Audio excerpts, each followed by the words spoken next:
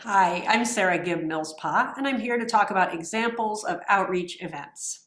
You see us in a different room today. The UUA is full of committees and staff doing their work today, so we needed to change our usual space.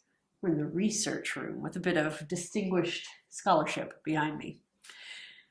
So let's first, before we start talking about events and what congregations have done and what you could be doing, let's remember our spectrum of engagement.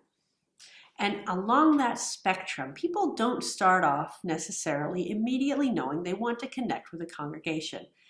They start off with an interest, something that is going to get them checking you out, maybe visiting your congregation to do something that has to do with something that they already know that they need and want in their lives. So I'll share some examples of real events. I have gotten these examples by putting out an inquiry among UU ministers and UU religious educators on Facebook. And I'll share these events that have brought in a lot of folks. And I hope that for you, they generate some ideas of what you could do. And we'll also think together about what could be the next invite. For each of these events, it's very important that we have a way of knowing who comes and being able to connect with them there or in the future to invite them to something else that's related to this event. So what could be a nice next invitation for each of these events? So first I'll start off talking about some community events, then we'll talk about some more social justice focused events, and then also some events for special Sunday mornings, special services that happen on Sunday, and ways that congregations have engaged folks all along the spectrum with those events. So first off, we'll talk about the Washington, D.C. Ethical Society. Back when Obama was first being inaugurated, people all over the city wanted to be able to see it, and there were millions and millions of people there to see it, and not everybody could go out in person. This congregation connected with that need in the community, something people were already feeling, and they hosted a live streaming of Obama's first inauguration at the congregation. What a great way to tap into the community sentiments and get people there, that very exciting moment in our country's life. So let's think about that. What would be a great next invitation? Something to invite people to afterward. Maybe having the congregation host a speaker on the spirituality of social change. Or, well, this is the Ethical Society in Washington that has a very strong humanist background to it. So maybe spirituality isn't the right framing. Maybe it wouldn't feel genuine to that congregation. Maybe having an event about putting our core values into action to create a better world, something that a lot of folks were feeling at the time of Obama's inauguration. Maybe offering an event with a hands-on service component where we're not just talking about making a better world, we're actually taking action. And the hands-on service enables people to make new friends and to build connections that they couldn't make at a lecture, for example. So that gives you a sense of the kind of next ask. We always need to be thinking about, how do we move people along that spectrum? And it's not, it's not an obvious thing of going and evangelizing people at the site of your event and saying, come join our congregation. It's about keeping your event grounded in who your community is and who you know and what you know that people want around you. Now, for example, the Redwood City congregation in California, they had an event where they didn't do any evangelizing. In fact, in retrospect, they kind of wish they had put out some tables, some brochures, something about their congregation. They had a tiny house event. They, those tiny houses where people live in just about 100 square feet, their whole house. A member of their congregation had a tiny house and they brought it on the lawn and tons of people came out for it. And people keep coming to the congregation still, having gone to that tiny house event 5 months ago and been exposed to the congregation that way. And then they come to some of the other events and Sunday morning at the congregation. So why is this? We can think about it in a couple of ways. First off, Redwood City is in the San Francisco Bay Area, in a place where the costs of living are astronomical and the cost of housing is astronomical.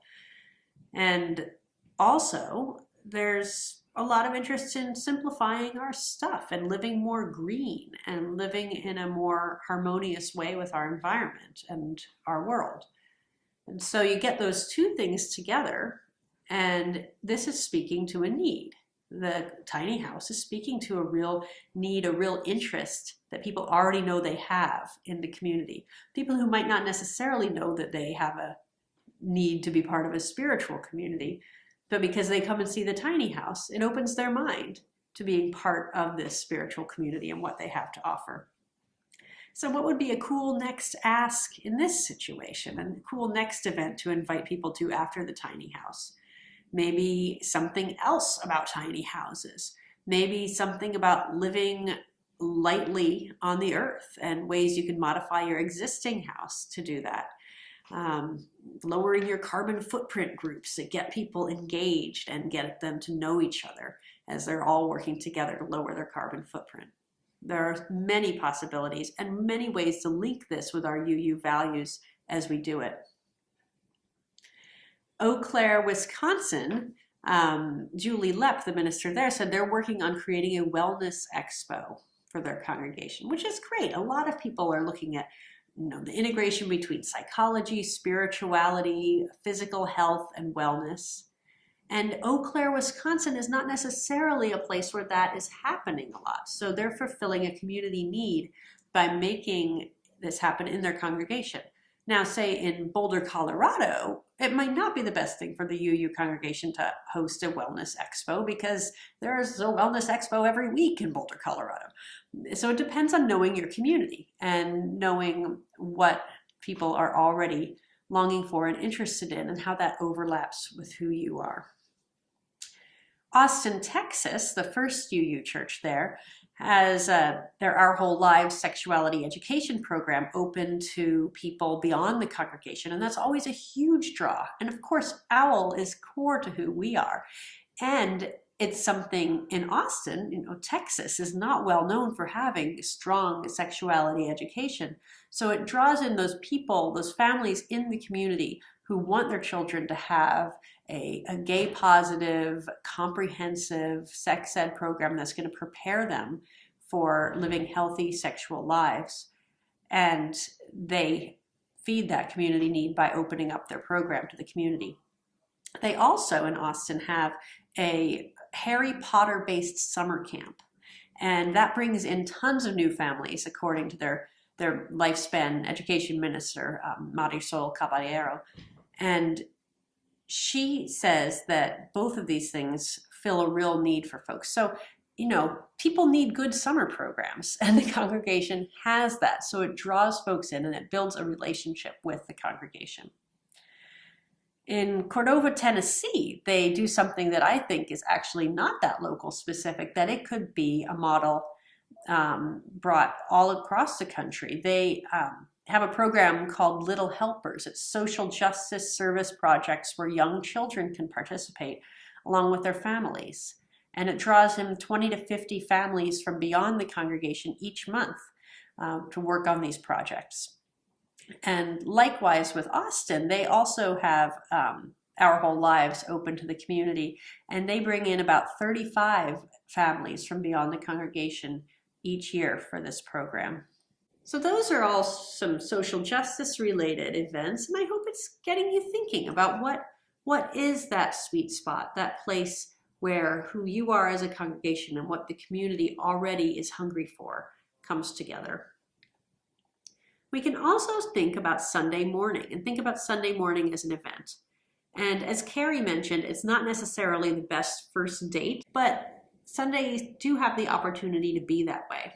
In Kent, Ohio, they did a lot of publicity for their Music Sunday this past year. And a lot of our congregations have fantastic Music Sundays, and the musicians themselves can be a draw, and the style of music can be a draw. And the Kent, Ohio congregation, I think they put about $20 into Facebook advertising, and they got about 50% more people than they usually do that Sunday morning. They had about 275 folks coming to the services and had a wonderful spirit, and all these folks came in the door for the music who might not have come in the door for a regular worship service. And learned about the church and began a relationship with the church. Now, as I mentioned before, knowing your place is very important. In Greensboro, North Carolina, their minister reports that when she preaches on something related to Jesus or liberal Christianity, it always gets a lot of guests, a lot of visitors, because that's something that is in that setting, in a relatively religiously conservative city, that liberal Christianity is something that people want to know about, want to hear about. They don't get that much exposure to it. Now, up here in Boston, preaching on liberal Christianity, there's a lot of liberal Christian churches around Boston, so it's not going to distinguish you and be such a draw. Outreach events are the most successful when they connect with a need that people in the community already know that they have. That's what is going to bring them to your event. So what do people in your broader community know that they need and want? And what part of that connects with your mission? That overlap, that is where your most successful outreach events will take place. I wish you the best. I hope that these examples that I have presented will spark some ideas for you and lead you to planning some really wonderful events that engage people all along the spectrum of a faithful relationship in your community.